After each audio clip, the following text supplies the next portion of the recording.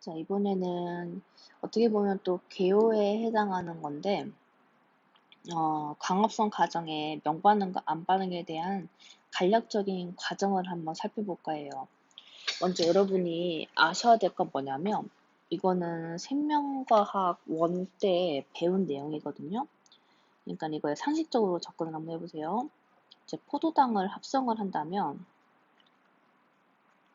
포도당 합성이잖아요. 근데 물질이 저분자에서 고분자가 되는 이런 합성 과정은 ATP가 필요해요. ATP 없이는 합성이 될 수가 없어요. 그래서 ATP를 만들어야지만 포도당을 합성할 수 있는 거예요. 그러면 이 포도당을 합성하는 반응을 뭐라고 그러냐? 이게 안반응인 거고, 그러면 이 안반응은 빛이 없어도 포도당은 합성될 수 있어요. 근데 ATP가 필요한 거예요. 더불어서 이제 고등학교 3학년 때 배우는 NADPH가 필요한 거예요. 자, 이 두 개가 있어야지만 안반응에서 포도당 합성이 일어날 수 있는 거예요. 그리고 이 장소가 어디냐면 이 장소가 스트로마예요. 엽록체 기질이 스트로마였죠? 자, 그러면 이 ATP와 NADPH는 ATP가 만들어지는 방식은 광인산화예요. 인산화는 ATP 만들어지는 반응이 인산화였는데 광인산화니까 빛을 이용해서 ATP를 만들어요. 그래서 빛이 있는 조건에서 일어난다고 해서 명반응인 거예요. 그러면 이 명반응 과정에서 ATP도 만들어지고 NADPH도 만들어져요. 근데 이 만들어지는 관련된 효소들이 어디 있냐? 이게 어디 있냐면 틸라코이드 막에 있는 거예요. 그러면 전자 전달 효소,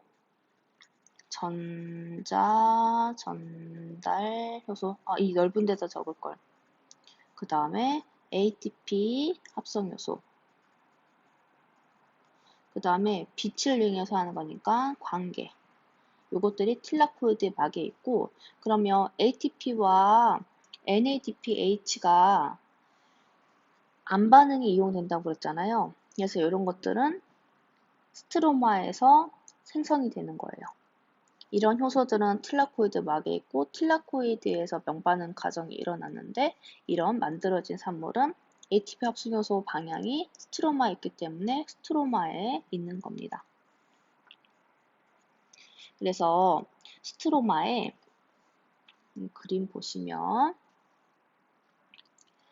ATP, 무기인산, NADP 플러스가 스트로마에 존재를 하고 면반응이 일어나면 요거 색깔로 ATP와 NADPH가 만들어지는 거예요. 그럼 조금 더 이제 이해가 더 쉽지 않아요? 근데 이렇게 ATP와 NADP가 이제 만들어지려면 이렇게 물의 광분해가 필요합니다. 여기다 적을까? 적는 게 아무래도 여러분이 학습을 하는데 더 편하시겠죠? 이제 면반응 과정에서 물의 광분해가 이제 일어나는데 이때 수소와 전자와 물이 발생을 하는 거죠. 그러면 이 산소가 이제 뭐 나중에 또 다시 한번 배울 거지만 이제 세포에 이용되거나 또는 이제 외부로 방출이 됩니다. 자, 그러면 이렇게 이제 과정이 일어나는 식이 이렇게 보이죠. 빛을 이용을 하고 물에 광분해 있고 틸라코이드 막에 이런 효소들이 있어서 ATP와 NADP가 이제 생성이 되더라. 이 과정이 명반응. 어디다 적지? 여기 있네. 명반응. 그러면 이걸 통해서 산소가 만들어지는 거고, 그래서 요런 ATP와 NADPH를 통해서 스트로마에서 장소 꼭 기억하셔야 돼요. 스트로마에서 ADPH와 ATP를 통해서 이산화탄소를 흡수를 해가지고 이제 포도당이라는 유기물에 저장을 해요. 이 과정을 뭐라 그러냐면 빨간색으로 적어야 되는데 이산화탄소의 고정이라고 합니다. 이 반응은 빛이 없어도 일어나요. 그래서 암반응이라고 하고 켈빈이라는 학자가 밝혀서 켈빈 회로라고 합니다. 그래서 광합성 과정은 빛이 필요한 명반응과 빛이 필요 없는 암반응으로 나뉘어요. 그리고 얘네들은 맞물려 있어요, 과정이. 명반응이 일어나서 ATP와 NADPH가 만들어지려면 ADP와 NADP 플러스가 있어야 돼요. 우리 세포호흡에서 세포호흡 저해제, 그 다음에 산소가 있냐 없냐 이런 과정을 통해서 이게 반응이 전체적으로 다 멈추느냐 안 멈추느냐 이거 배웠잖아요. 그래서 산소가 없으면 NADH와 FADH2가 산화가 안 되잖아요.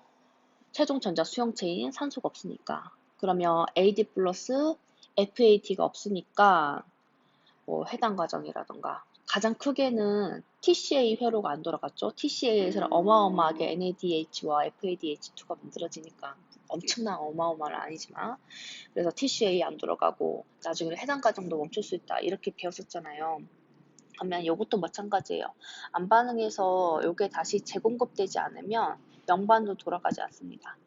그리고 또 이런 부분도 있어요. 만약에 암반응 과정을 우리가 인위적인 실험 조건으로 한다면 면반응이 굳이 없이 ATP와 NADPH를 공급을 해주면 암반응은 돌아갑니다. 즉 포도당을 합성을 할 수 있는 거예요. 그러면 여기서 중요한 건 뭐냐면 명반응 장소는 틸라코이드다. 그리고 이게 틸라코이드 쌓인 거 뭐라고 그랬죠? 그라나라고 그랬죠? 그 다음에 암반응 장소는 어디냐? 스트로마이다. 요거를 좀 기억을 하시면서 여기에서 이제 또 이제 산화 환원 용어가 또 아이들이 잘 틀리는데 이산화탄소가 고정이 되면서 6개의 이산화탄소를 가지고 포도당 한 분자를 이제 받는 거잖아요.